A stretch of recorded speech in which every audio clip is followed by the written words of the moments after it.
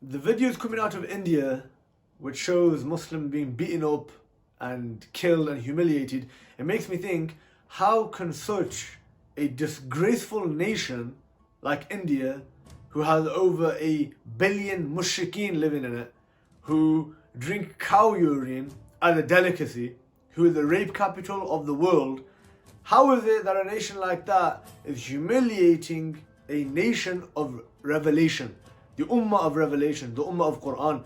It's not because the Ummah is weak. It's not because the Muslims are weak. It's because politically they're divided.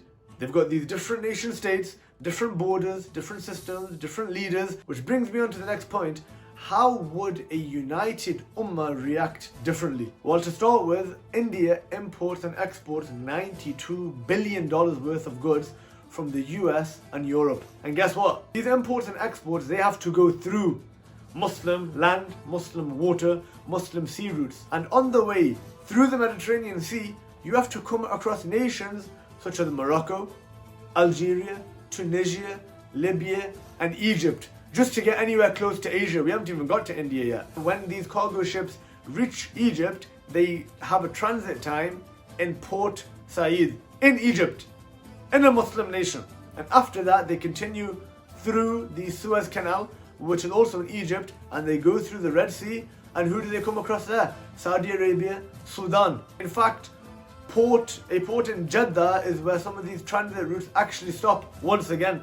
And then they carry on going through the Gulf of Aden, and they come across Yemen, they come across Oman, they come across Somalia, and they carry on going and they stop off in some ports in the Gulf. Again, Muslim countries. Guess where they land next? They go through the Strait of Hormuz, through the Arabian Sea, and none other than the so-called arch enemy of India actually hosts these Indian goods in its own land. I'm talking about none other than Pakistan.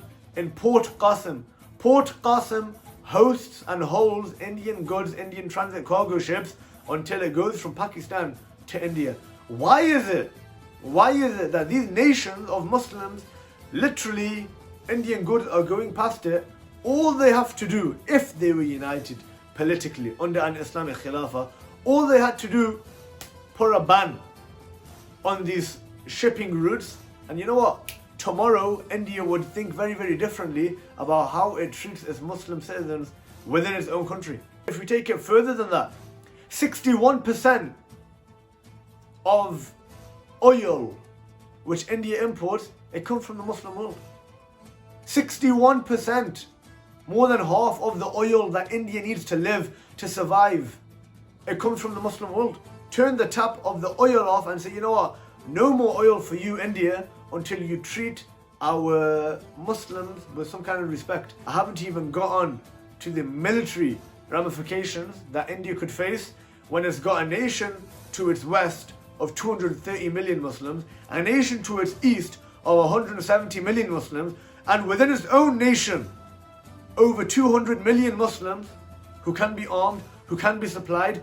You could sever off India just economically. We're not even getting into the discussion of military intervention yet. If the Muslim Ummah was united under a Khilafah, under one system, under one political governance, these Indian mushrikeen, they'd never dare to ever think about lifting a finger on any Muslim.